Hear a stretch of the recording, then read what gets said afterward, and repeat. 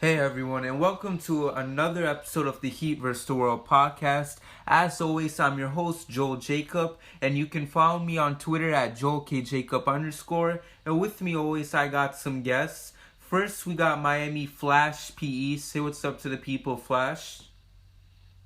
What's up, everybody? Miami Clutch P on Twitter. Follow me, follow you right back. And then following him, we got From 5 Reasons and well known on Reddit as an author, Mr. Brian Young. Say what's up to the people, Brian. What's up? Follow me at Brian is the King. For horror stories and sometimes basketball talk. And then right after him, we got Mr. Jimmy Bucket. Say what's up to the people, Jimmy. What's going on, Heat Nation? It's Jimmy Buckets here. You can follow me on Twitter, Jimmy Buckets with 4 Z's at the end. And then right after that, we got our female correspondent, Miss Angelina Martel. Say what's up to the people, Angelina. What's going on, Heat vs. the World? It's Angelina Martel. You can follow me on Twitter at Angie Martel with 2 E's for the latest Miami Heat updates. And as always, we got a very good episode for you guys. So last night, while the game did have a few scares here and there, Miami pulled away with another win, and we're at 21-18. So to be 3 games over 500 is amazing. How are you guys feeling right now? We'll start with you, Flash. I feel great. I mean, last time we were on here and able to talk about the games and stuff, we sucked. We don't anymore. So that's always a good thing. We played good last night. Like you said, scary moments. Nikola Vucevic turned into prime reality, and Terrence Ross just doing Terrence Ross things, and that he always does against us, and gets us mad, frustrated, because he just can't miss against the Miami Heat. So it's crazy. But mainly, I just want to get this out of the way. Jimmy Butler, he's been so good. Last night, look at his stat line, 29, 7, 9, and 5 steals. He's been playing out of his mind ever since he beat COVID, because he destroyed COVID, because that apparently had no effect on him at all. He played really well.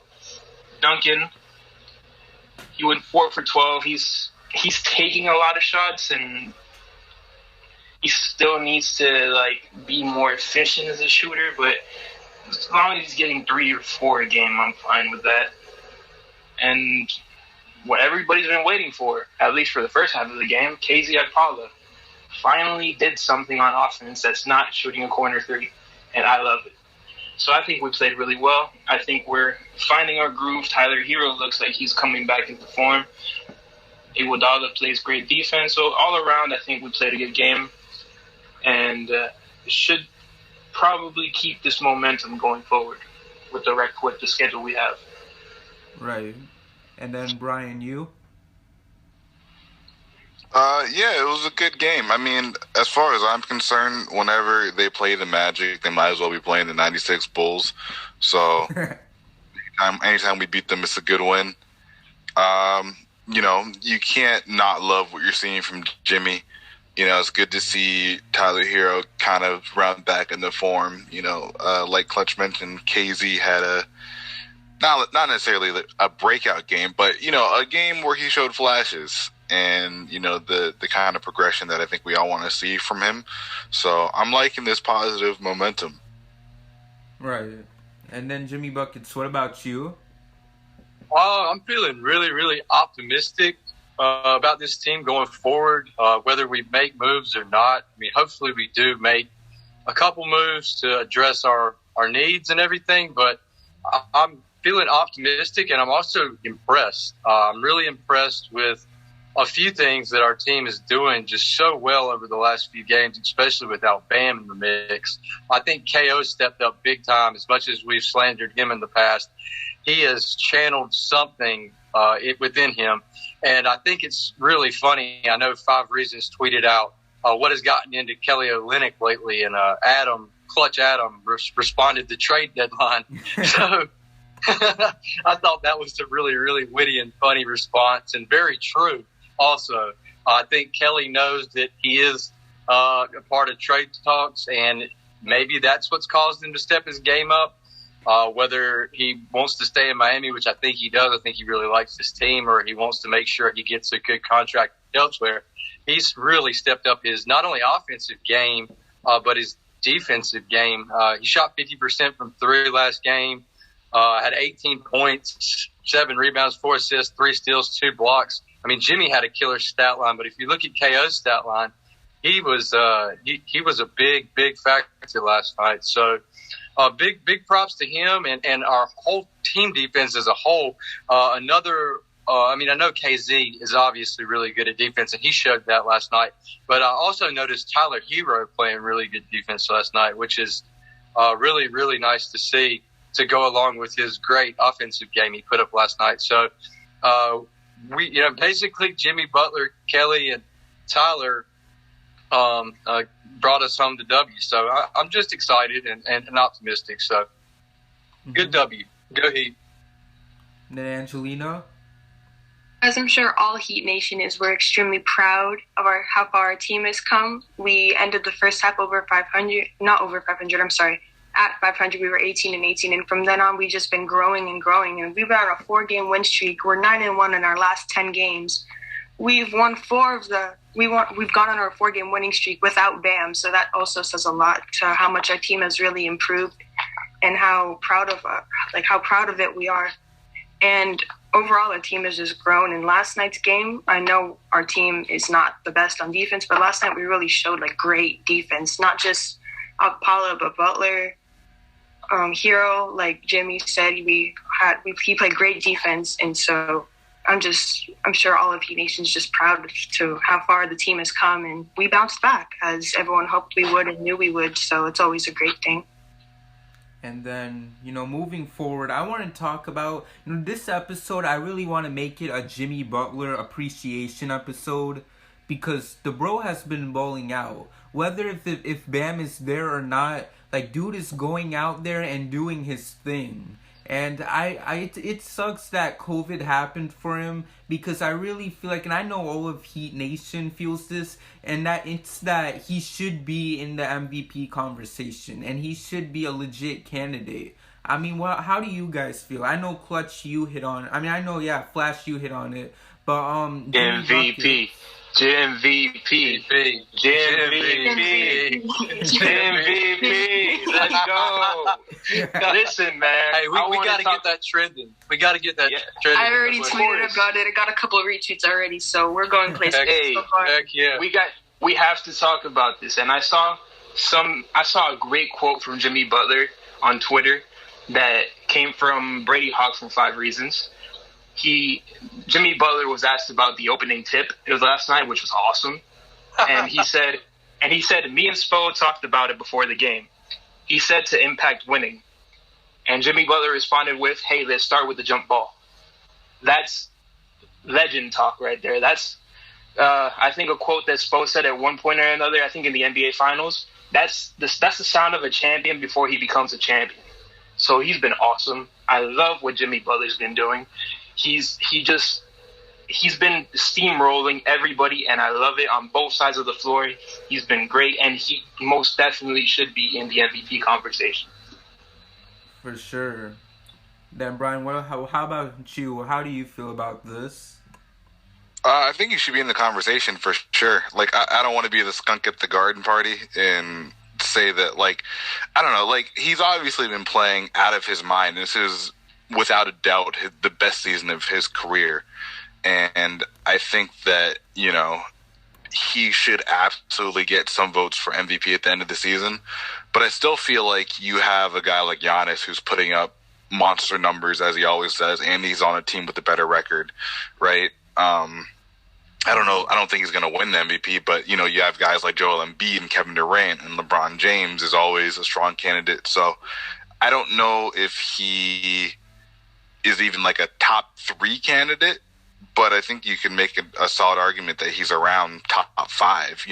Like I said, he's in the conversation, but he's not a realistic winner of the MVP, if that makes sense. But I think that, like I said, if you're talking about the MVP, then you have to mention what Jimmy's doing, because he's playing great. Right. And then the man himself who's named Jimmy Buckets, what do you think?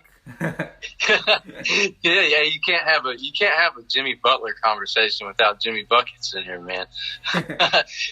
Nothing makes me happier than to talk about the Heat, my favorite basketball team, and nothing makes me happier than to talk about my favorite basketball player of all time, Mr. Jimmy G Buckets, and the G stands for Gets. I love Jimmy so much, man. I've always been a fan of him, even when he wasn't on the Heat. One of my favorite players I always rooted for. And since joining the Heat and watching how much he's impacted our team and embraced the Miami Heat culture and the Miami Heat way of basketball and how he just wants to make people better and just wants to win at all costs, that jump ball was my absolute favorite moment of the game last night. Jimmy, I'd never seen him. He got so excited when he got the first tip. Then they canceled it and had to retip it. And then he outjumps 7-foot Vucevic, gets the tip, and celebrates like he just won the NBA Finals. So that man has passion, and I haven't seen that kind of passion and just will to win and just strive to be better and have other people better and just determination. In my 30-some years of watching NBA, I've never seen a player that's just that hungry and that just wants to win. And I love having him on our team. He's just a perfect fit here. And hopefully, I know we're going to offer him an extension next year, and I know he's going to take it. He'll have his career here, the rest of his career here. And as far as getting players to help him out and everything, I know Jimmy has been involved with the Heat front office as far as which players they would be interested in, and would he be interested in them, and who it would take moving in order to get them. And Jimmy's so far been happy with what he has, apparently, from everything I've read. As far as making moves, there's certain players that he is friends with and would potentially want to get, like a Lowry or, other people like that. But I think he really likes KO. He really likes Tyler. He likes this team, so making him happy, I think he's really happy. But as far as making a move, I would like to see us put another piece around him, especially a scorer, a four, somebody just to help him, so he doesn't have to go all out every night. Even though I know he can go all out, and he's still got what it takes, and is just. I know he's in the prime right now, but I think he still has a few more years of this left. So. Just love Jimmy and glad he's a part of our team and organization. Right. And then, Angelina, I know you started your own campaign for Jimmy Butler to win MVP on Twitter. JIMVP. But, no, seriously, if he gets snubbed again, I'm suing the National Basketball. No, I'm just kidding. But to be serious, the fact that he came back after 2 weeks, he kicked COVID's butt. It's not the other way around. But to average 21 points a game, to score 5 triple-doubles in that time period of coming back and leading your team to all these victories without a bunch of key players like Bam, Hero, and Dragic, if that's not MVP stats, then I don't know what is. And of course, there's Joel Embiid, LeBron James, all those top-tier players that have obviously contributed a lot to their teams with scoring and stats, etc. But I feel like Jimmy Butler is I feel like MVP doesn't just mean stats, but also leadership towards your team. And Jimmy Butler's been nothing but that, but a constant leader and mentor for the team and the players. And so I feel like if anyone deserves it the most, and I'm not being biased, it's him, because he shows leadership. He proves and shows the stats. He has what it takes to be an MVP. And he should definitely 100% be in the conversation, because look at what he's done for the team and look at what he's proven. Because, like I said, although he's been out for so long with the COVID, but he came back and proved the point, kicked its butt, and now he's fallen again. It's Jimmy Buckets, so he should definitely be in the conversation, I think. For sure. And then, you look at this team, and as you guys mentioned, the Heat aren't fully healthy. And I think that could be a scary thing. So with that being said, we've talked about this Heat team after last night and after the amazing performances we've seen by Jimmy Butler. The question that we honestly need to ask is, aside from Brooklyn, is there really any team in the East that could touch Miami right now? Who wants to Maybe the Sixers. Well, they don't have Joel Embiid, and I don't know if Ben Simmons is back, but maybe the Sixers, possibly Milwaukee. But I don't know because, hey, look, we beat the number one team in the league, but that's in the West. But either way, it's the number one team in the league.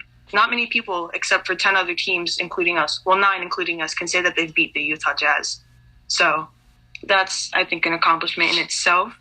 And so I feel like the only 3 teams we really have to worry about are the Sixers, Brooklyn, and Milwaukee. So, but that's my opinion. Maybe you guys have different thoughts, but I just wanted to throw that out there. We can beat any team in a 7-game series, not named the Brooklyn Nets. The Brooklyn Nets are just too good right now. And they're just too good right now doing it without Kevin Durant. Yeah, imagine that. I agree.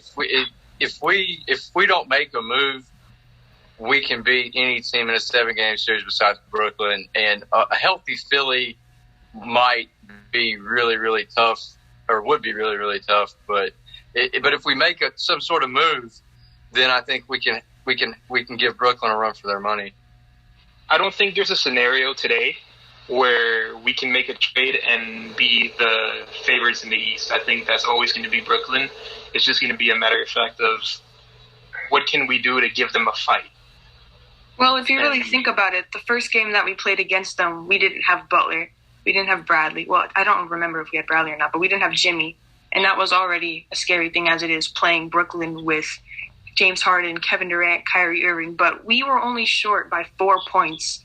And Bam absolutely went off that game. That's where he scored his career-high 41 points. And I'm sure everyone thought this was just going to be a blowout. You know, Brooklyn was going to beat us by like 30-something points, whatever. But we proved them wrong, and we came so close to beating them in the first game. Right. Our back-to-back. Right, but this happens a lot with super teams, especially when they see the other team is battered and bruised.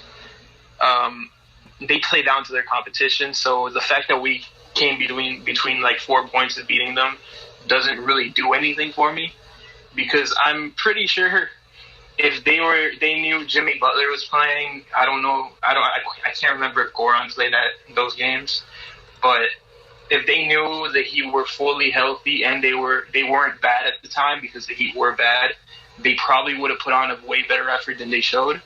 So just being a 4-point difference in the game really doesn't say anything. I still think, as it's currently constructed, the Brooklyn Nets would kick our ass. That's just the truth of the situation.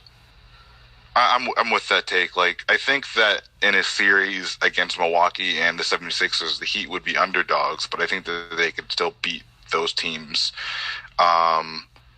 Especially if they make a move or two. But the Nets, you don't bet against Kevin Durant and James Harden and Kyrie Irving. Like, I don't care that they don't have much of anything else beyond those guys.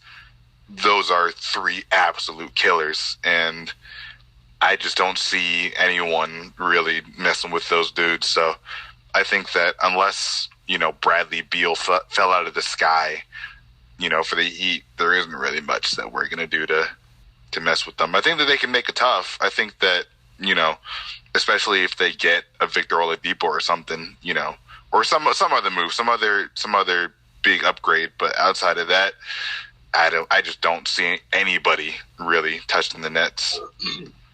Mm-hmm. Jimmy Buckets, what about you? The Nets are so good. They're so freaking good. And they just keep getting better. And who knows what they're going to be able to do, or if they're going to do anything, or if they'll be able to do anything before free agency ends. They may, and people want to go there. They might be able to get people on veterans minimums, or these free agents like a Boogie or somebody who can sign wherever they want. They might want to go get a ring. Because right now Brooklyn's looking like the favorite overall. I mean, they have a 3-headed beast. I mean, I don't even see any team in the West really giving them too crazy much of a problem. I mean, if they play to their full potential, and I think Griffin was playing possum in Detroit, so I think he's better than people are thinking. I think he has a little bit of gas left in the tank. Still, I just think they're way too good, and I think that they may even get better. And how long? Does anybody know how long Dinwiddie's out for? think the whole season, right? The whole season? Is he out for the whole season? Okay.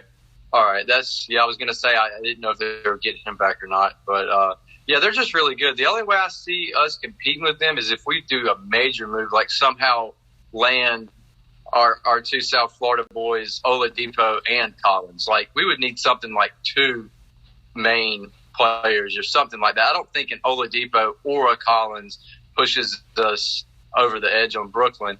Those are my two favorite players that we've been linked to, besides Vucevic too. But I don't think Orlando's ever going to get rid of him. He's insane. I would love to have him, but yeah, I think we're going to need to make a big splash in the next couple of weeks if we want to compete with Brooklyn this year. Right. Because when you look at it, I mean, the East definitely is stacked with talent. And then that's when you have to look at the potential trade and buyout market. Buyout market, truth be told, I don't really look at that the same way as I probably would have looked at it last year. Because the mentality I have for that is if a player gets bought out, they're most likely either going to go to Brooklyn or one of the LA teams. That's what I think. You know, I don't really have that mentality where, they're going to maybe come to Miami. Regarding the trade market, that's something where I look with a more optimistic note on. So, you know, with trade deadline coming very soon, in less than 2 weeks from now, you know, that leads to a question. I know we've talked about this a lot in past episodes, but I feel like things have changed so much since then. So I want to ask you guys, is there any trade targets that are out there for Miami that you think can make a big difference if Miami was to get them? The number one trade target that Miami should get, I use the word should because I don't know if they're going to or even they haven't really reported much interest, is Victor Oladipo. I think that's the realistic target, the realistic number one target. Because if we're talking about Bradley Beal and these guys aren't available. They're not available. They're probably not going to be available. So I think Victor Oladipo is the clear-cut number one target.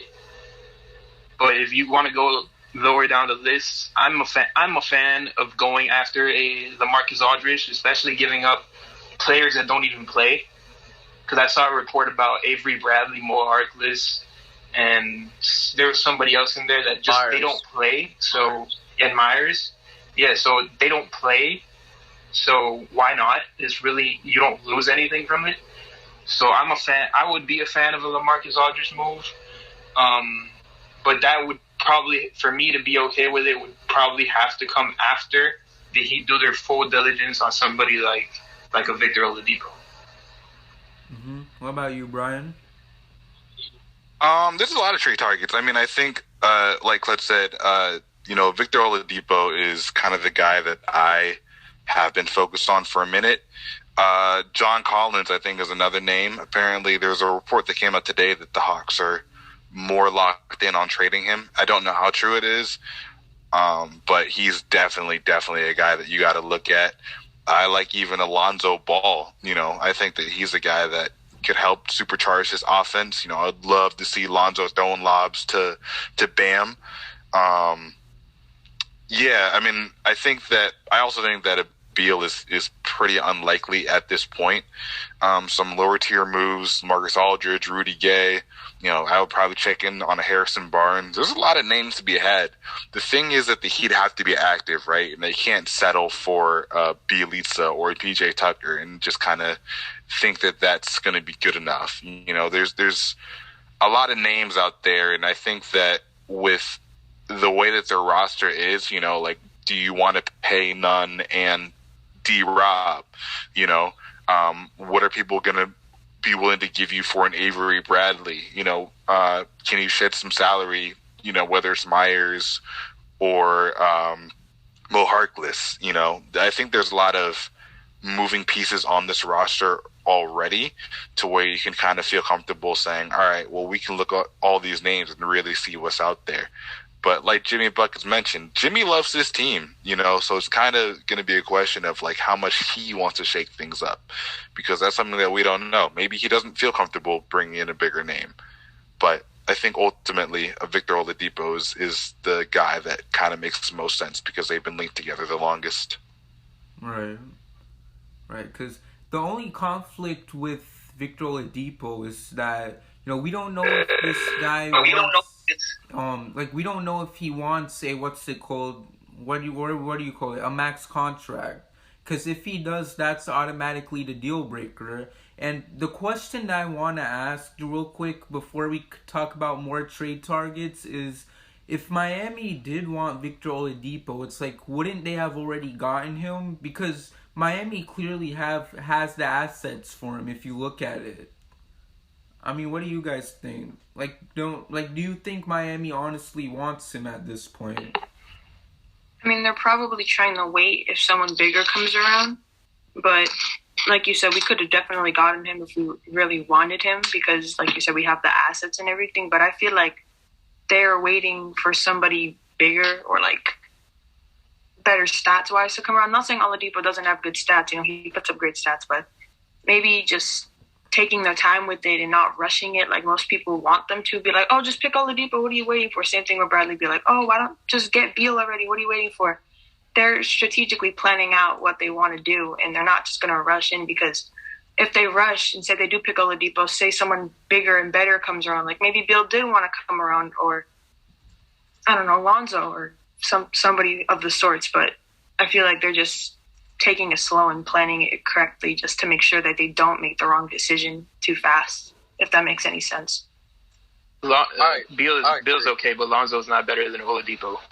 No, I'm just saying Lonzo puts up good offense and defense, but Oladipo's been putting up 25 points per game in the last 5 games. That's true, but I'm just saying any other Oladipo quit last night after the first half. I wouldn't blame him, bro. They're on a 6-game losing streak. Yeah. Come on now. That looks like a Pat Riley type of guy. he straight quit. They benched him. They benched him the second half. He quit. So I mean, they're definitely moving him. They gave up James Harden for a bag of potato chips. They should. I don't know why they didn't keep Karis LeVert. They're idiots. They lost. They gave up. They had Jarrett. I mean, they're just dumb. They traded James Harden for Jarrett Allen, Karis LeVert, and then get rid of them for nothing. And genuinely, I don't blame Oladipo because he doesn't want. He's playing to win, not to lose, and they're on a losing streak. Come on now. Nobody wants to be in Houston. They're taking mad L's. But we need to get. I think we need to make a move for Oladipo before somebody else does. I've heard this morning about the Magic, Aaron Gordon for Oladipo. And if Oladipo goes to the Magic get Oladipo and we do not, that would make me throw up. I would just throw up. I would throw up everywhere. That would be awful. If we get out, we know Vic wants to be here. That's the thing on top of that. It's not just he doesn't want to be in Houston. He has openly said he wants to be in the Miami Heat. Yeah. So take him. What are they waiting for? I think he fits. I think he fits perfectly. Pat Riley does. To be honest, I think Pat Riley does most of his moves, like you said, around the trade deadline because he wants to survey the entire landscape. So when people say, "Oh, why if we really wanted him, we would have got him already," not necessarily because of that factor. Pat Riley makes his moves like the day before, the day of.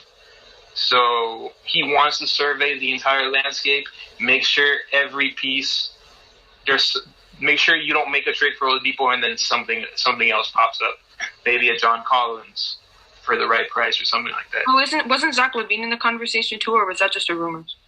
I think that's just a rumor. He's not gonna come.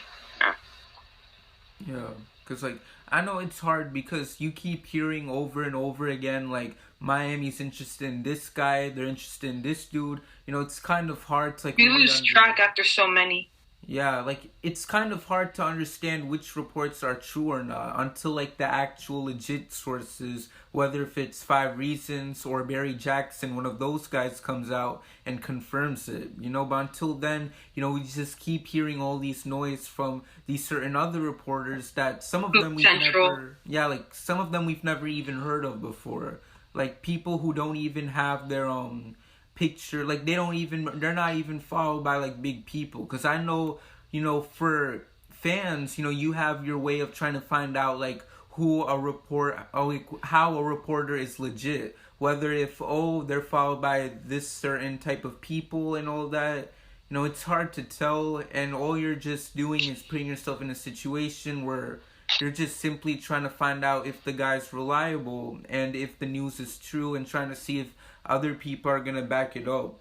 So with that being said, it's just hard to really understand who Miami's honestly going after, unless one of those big name reporters, whether if it is 5 Reasons, Barry Jackson, whatever, unless one of them are reporting it, you're just going to keep on hearing the noise, especially for players like Levine and all of them. Yeah, you got to make sure to know what's noise and what's actually available. Like we've seen the reports of by 5 Reasons by Barry Jackson, like you said, about LaMarcus Aldridge, so that's very real. Yeah. And you really haven't seen much report lately about Oladipo either. We know he's available, but there's been a lot of interest from Oladipo to Miami, but not a lot of sound coming from Miami to Oladipo. Mm-hmm. True. So, starting to back away from Oladipo, is there any other names that we haven't brought up yet that you feel like we should acknowledge for this trade deadline? The free agency, or the potential players that are going to be free agents next year that teams are looking to move that they don't want to pay, is probably one of the worst I've seen in years. It's not that great, and the people that are going to be free agents like Kawhi Leonard are probably going to stay put. But I posted something last night in the Heat versus the World group chat about Kawhi being basically fed up at this point, just saying they stink and, this and that. So, who knows? You never know, but I don't think he's going anywhere. But I'm just talking about potential next year who we could sign possibly in the off season. But players that are going to be free agents next year that people are looking to move, it's not like we basically covered most of them. Oladipo, Collins, Barnes, Aldridge, maybe Gay. The only one that wasn't really covered is DeRozan. Yeah, DeRozan, but yeah, he could be. Yeah, I haven't heard anything about him in a while. There was a lot of chatter going on with him for a little bit, and then it just kind of died off. I think it feels like he's staying put. Yeah, the Spurs are in the playoffs right now, right? They're 7th in the West, but so they're not they're probably. To compete. Yeah. I don't think they're going to win a championship or anything. But I do think that maybe it's realistic that they're like, well, if we trade DeMar, then that means we're tanking, and I don't know what the pick situation is like, so maybe they just don't feel comfortable, giving up on at least being in the playoffs. But yeah. I don't know. I'm not familiar with their thinking. They got beat by 40 points by Philly with no Embiid or no Simmons. One of their main players was out. They got spanked last night. I don't know. Right, but the Spurs think a lot like the Heat. They always want to compete. So if they're in the 7th seed, if you got to think about it, if the Heat were in their position in the West. True. And you don't really have a shot at competing, but you're still the 7th seed. Pat Riley's not selling. Yeah. He's staying put, and he's going to go out in a sweep if he has to, but as long as he makes the playoffs. Yeah, I feel like the Spurs are the Raptors of the West. The good organizations like us, because I feel like us, Toronto, San Antonio are probably the 3 best, most stand-up organizations, and I feel like Toronto's, they're going down a little bit. From what they used to be. In San Antonio, they're not what they used to be, but they're still relative, and they both want to compete. So, yeah, I can see why they would. Toronto has some decisions to make. We haven't talked about Lowry. We have not touched on that. How did we not talk about Lowry? That surprises me. I know. I was just when I heard Raptors, I was like, oh yeah, Kyle Lowry. But right, so he's definitely an option. I think he'd be a great contributor to our team. Right. So if you look at Lowry, there was another report coming with the Aldridge report about Kyle Lowry, about us putting Goran Dragic in the trade. I don't think that's real. I don't think that's legitimate. I don't think the Heat are going to move on from Dragic. Not because Dragic is just as good or better, because he can be just as good or better, but in spurts, no longer through the whole game. But it's way deeper than that now. Dragic is one day probably going to have his jersey raised. Not probably. So it's going to happen. I hope they do. I really hope they do. Lowry. Dragic is gonna have his jersey raised. So it's deeper than that. Miami's a very loyal organization.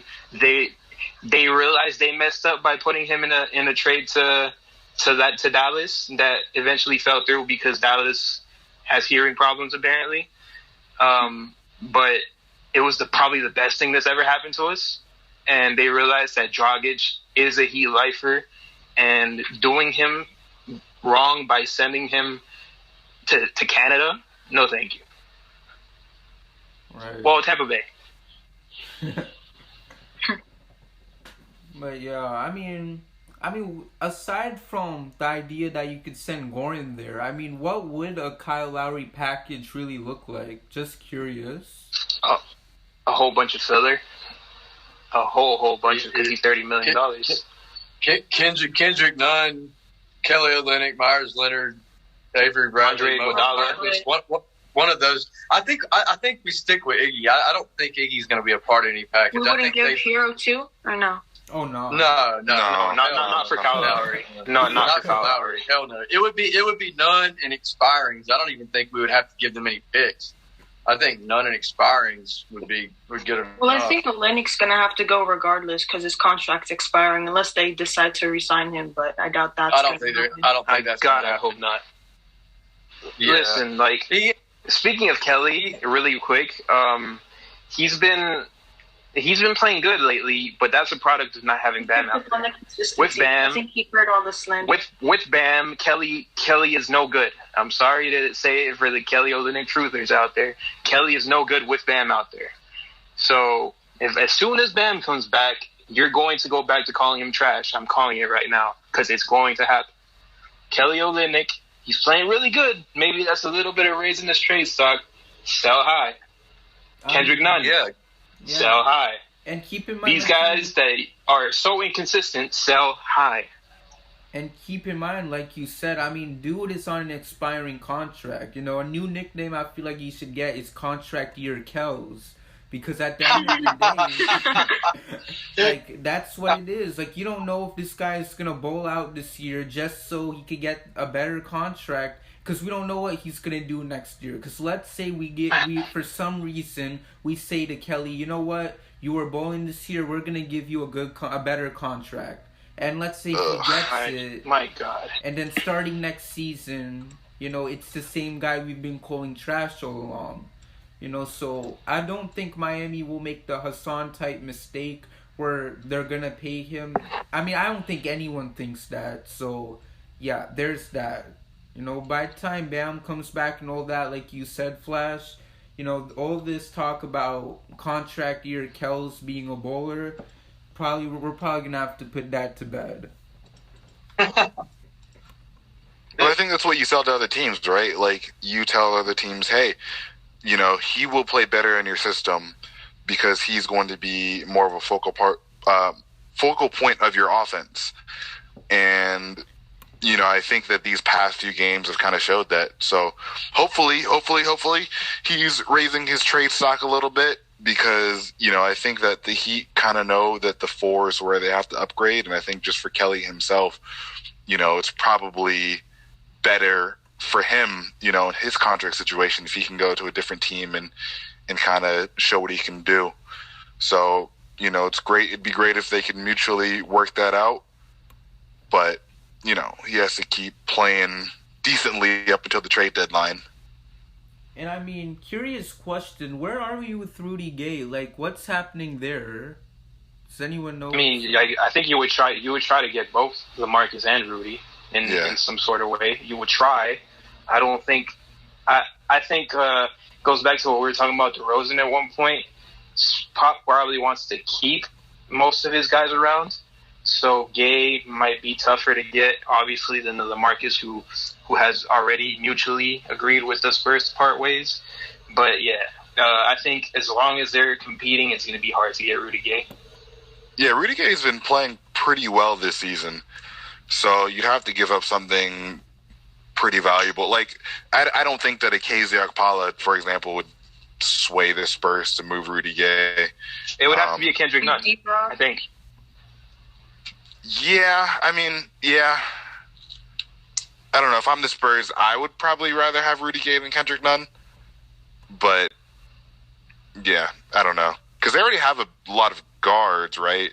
Yeah, you know, they're loaded with guards. They got Murray, White, Mills. They have a good guard rotation. Yeah, so I'm just not sure what they would want. I also think we can pretty much agree on the fact that any trade that Miami does with San Antonio or with other teams is probably going to be a three-way team trade with the Oklahoma City Thunder by unprotecting that pick. So more picks become available because eventually the difference might be that one first-round pick. So you would think that Oklahoma will be involved in any trade. See, but then the question is, like, do you want to trade a first for Rudy Gay, essentially? No. I don't know. Pat Riley doesn't care about picks. Yeah, no, I know that he doesn't, and that's kind of been his MO, but then I feel like you got to look at the teams and say, hey, man, when you've had first-round picks, you've done really well with them. I mean, Dwayne Wade, Bam Adebayo, Tyler Hero, like when they get the opportunity to scout a high-talent player and bring him in, they're usually pretty damn good. I agree. Yeah. Brian, I agree. Brian, do you think that – Brian, I didn't mean to interrupt you, but I need to ask you this because I respect your opinion a lot. Yeah, appreciate it. Do you think that our Miami's first-round pick, like us giving up a first-round pick, it's more valuable to us than it would be another organization just because of our scouting and how well we've done with drafting over the past, since the Riley era? Oh, no, I absolutely think that the first-round picks are more valuable to Miami because, they have developed talent really, really well. I mean, like, you look at the number of guys who haven't worked out on other teams. Like, if you put those dudes in Miami, I'm sure a lot of them would have had pretty damn good careers, So I am fully confident that, whatever pick that ended up being would probably be a more productive player than Rudy Gay or LaMarcus Aldridge would end up being for the Heat. I agree. It's whether we want to think short term or long term. It's like because they would basically be rentals. A pick would be something we could develop, but it's right. We got to think. Go ahead.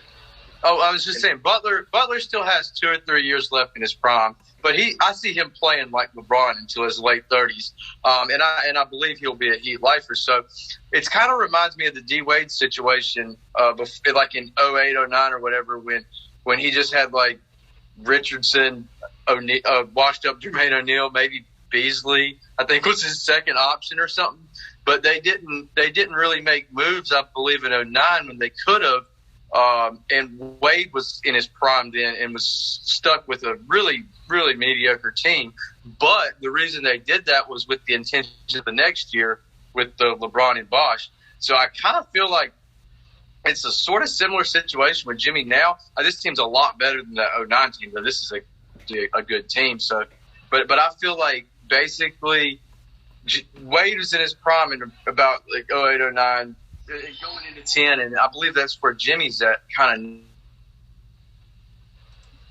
now. So I think it's, kind of we have that window. So I hope we think about winning sooner than later. So I hope that I wouldn't even mind Bress at the point 1 or 2 year short term things rather than picks having developed over years because I'm wanting to win with Jimmy while he's prime Jimmy right now.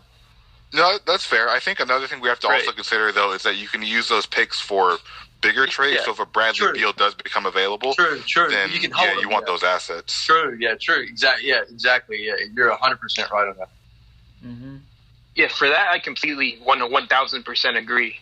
But if we're talking about, because the picks we're talking about that are available for us to trade if we unprotect the OKC pick and all that, I think it's 2024 and 2027. Something like that. Yeah. And I don't think I really don't think, in terms of just developing picks and all that, I don't think 75-year-old Pat Riley is interested in the 2024 first-round pick, because by then he'd probably be sipping margaritas in Malibu. So I don't think he cares. I think, and the man in charge is Pat Riley, so those 2024 picks don't really matter, because he looks at the picks and he's like, I'm not going to be here for that. Might as well trade him. So that's the reason I don't see us keeping the picks in terms of to use them in the draft. If you want to talk about using them in a bigger trade, sure, that actually makes a lot of sense. But to keep them just to have them, nah. Oh, go ahead. Oh, I was just saying that. No, you go first, Brian, because what I'm saying is going to change what you were going to say. All right.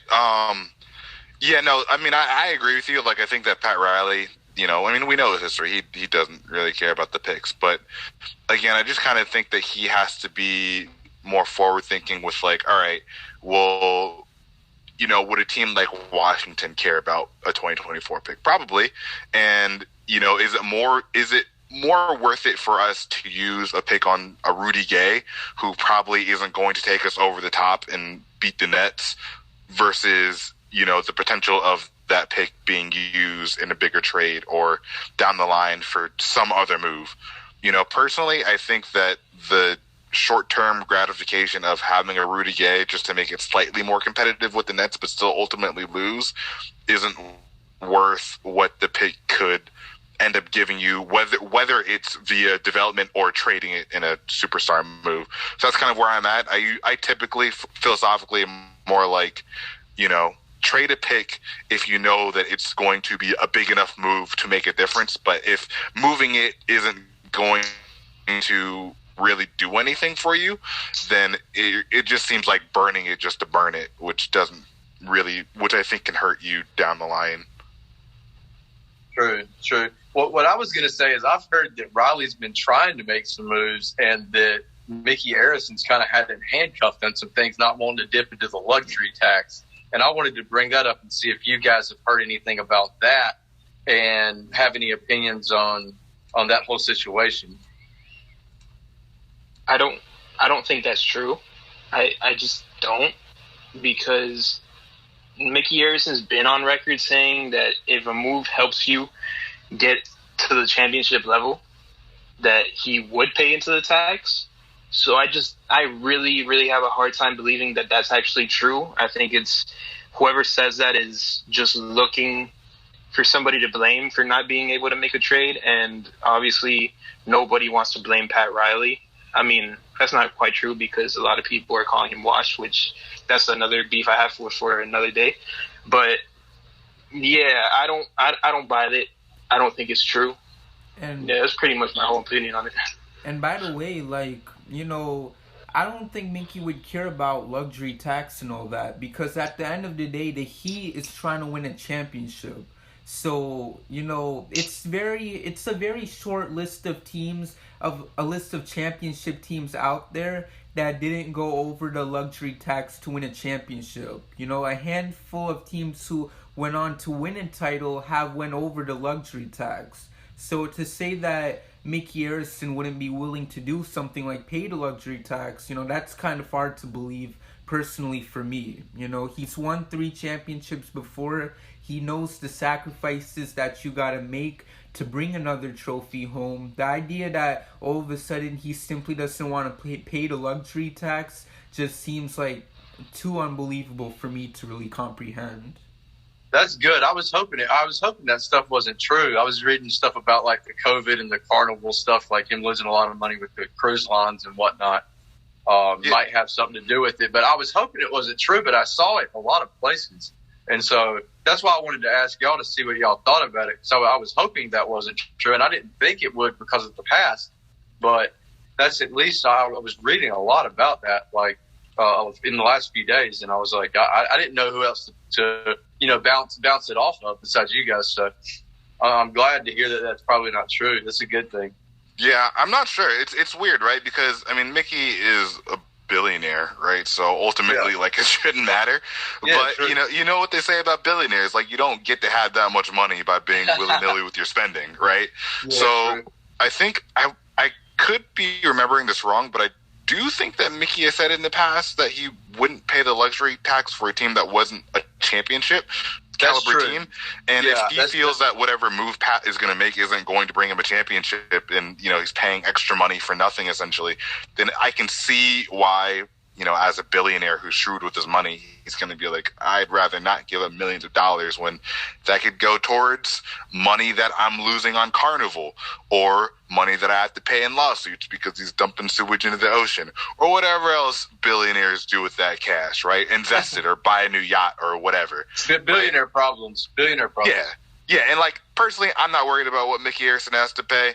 Like, billionaires, not to get too political, but billionaires should be contributing more to society than they are. So I really don't care. But I can see the mentality that he would have to say, I'm just not going to pay that money. It's not abnormal amongst people who make that kind of cash. Right. But with that being all said, I mean, we'll just see what this front office does. And there's a lot of questions that I feel like us as Heat fans have asked, time and time. So, at the end of the day, we'll get all of our answers come trade deadline, which is less than 2 weeks from now. And while we're still on that topic, is there anything else you guys want to talk about regarding the trade deadline? Don't give up a first-round pick for PJ Tucker. Please don't. Listen, Houston, I don't know what the hell you're doing by asking, not even for a first-round pick, by asking for Tyler Hero or Duncan Robinson. I don't know what the hell you're doing, but that's a pretty quick way of getting Pat to just throw his phone into the ocean and never hear from you again. No, for real. I just hope something serious happens and these teams quit doing stuff like that, like the Houston stuff, like just throwing out crap, knowing it's not going to stick to the wall. Like that's terrible. I hope we make a good move, and I hope these other teams get more serious and stop throwing out all these ridiculous scenarios. Right.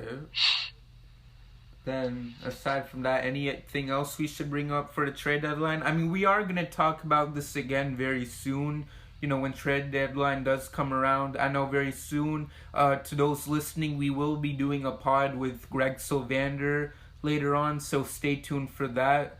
But, is there anything else we should address till then? I think we covered all the potential targets. And yeah, pretty much all the important stuff. We just got to be patient. I mean, if something's going to happen, it's going to happen in the next, I believe, 10 days. So if something happens, it's going to be very soon.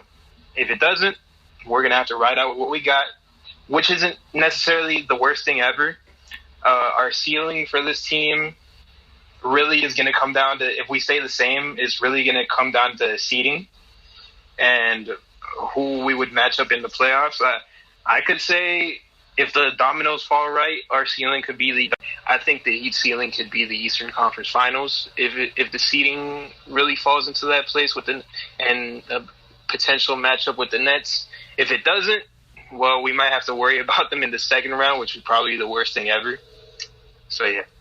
I mean, think of it this way. We all expected the Milwaukee Bucks to go much farther into the playoff run than they did, because we almost swept them in the second round of the playoffs. So anything is possible is just what I'm trying to say, because they had the best record in the league. Everyone expected them to sweep every team that they were playing, including us, but that wasn't the case. So anything's possible, because you can never just assume that a team's godly, just think that they're automatically going to win the playoffs and the finals. So but right now it's looking really, really tough.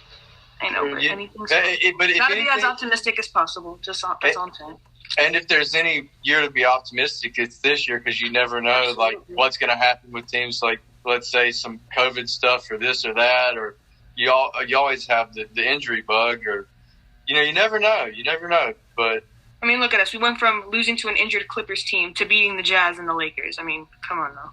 Good. And I would rather I'll take that any day, honestly. Yeah, as far as winning, though, I would definitely want to beat a team that's at full strength. Like, that way people can't, Mickey Mouse this and Mickey Mouse that, Exactly.